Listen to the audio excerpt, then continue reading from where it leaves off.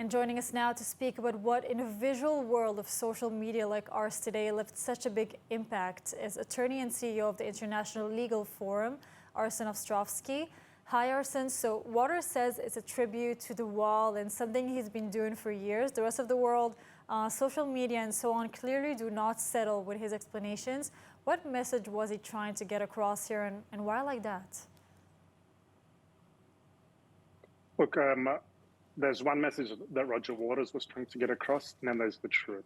And the undeniable truth is that Roger Waters is an unhinged racist and Jew hater who has used every anti-Semitic trope in the book. Now he has reached a new low by engaging in Holocaust distortion, and in Germany, of all places, adding this to his repertoire of hate.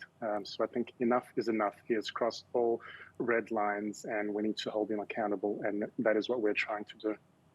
What can you tell us more about the ongoing investigation and what potential consequences or punishment, if at all, is it expected to result in? Okay. Sure. I mean, look, there's a number of investigations and possible legal actions on foot at the moment. The main one is in Germany. Where his concert took place the other day in Berlin, where he paraded as a Nazi soldier and, of course, abused the memory of Anne Frank in that vile Holocaust distortion act. In Germany, it is a crime to engage in Holocaust denial, distortion, or to minimize it or downplay it in any way, and that is a crime that is punishable by time imprisonment. So that's something that is very, very serious, and the Berlin police have officially launched an investigation into Roger Waters, specifically relating to acts pertaining to that Berlin concert where he did dress up as a Nazi officer. Now listen, this man was performing for years, doing whatever he wants, sometimes less and sometimes more extreme, but why now? I mean, what was so different this time compared to the past that he's finally being investigated for it, really? I think the engagement in outright Holocaust distortion and doing so in Berlin and Germany, of all places, I think really crossed all red lines. I mean, we have known for a long time now that Roger Waters is an unvarnished and relentless anti-Semite and Jew hater, any which way one looks at it. And this has been the case for many years now.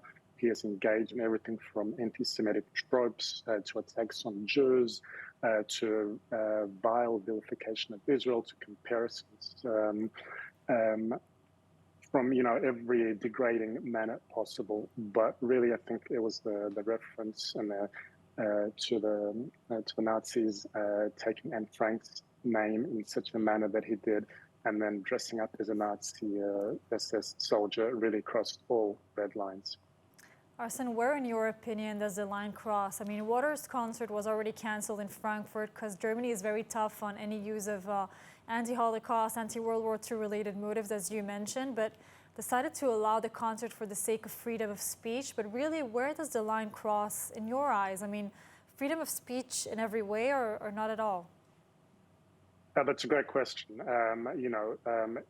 Everyone's entitled to freedom of speech, but at the same time, you also have to be responsible for the speech which you promote. And there are certain countries, Germany, one of them, for example, which do have very strict laws with respect to, as I said, Holocaust distortion and denial. And in Germany's case specifically, that is where he is being investigated.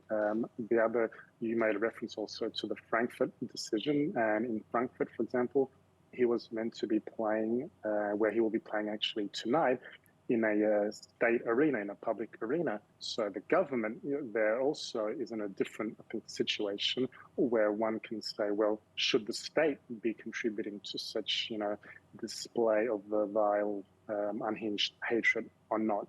So it's not always an easy question to answer, but certainly we also have to look at the various laws and jurisdictions in the specific countries, and Germany is one of them, which does have very strict laws against Holocaust distortion.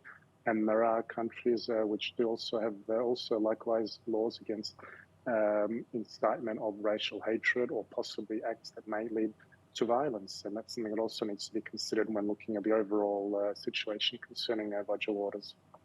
Arsen, we appreciate your time. Thank you so much for joining us today. Thank you.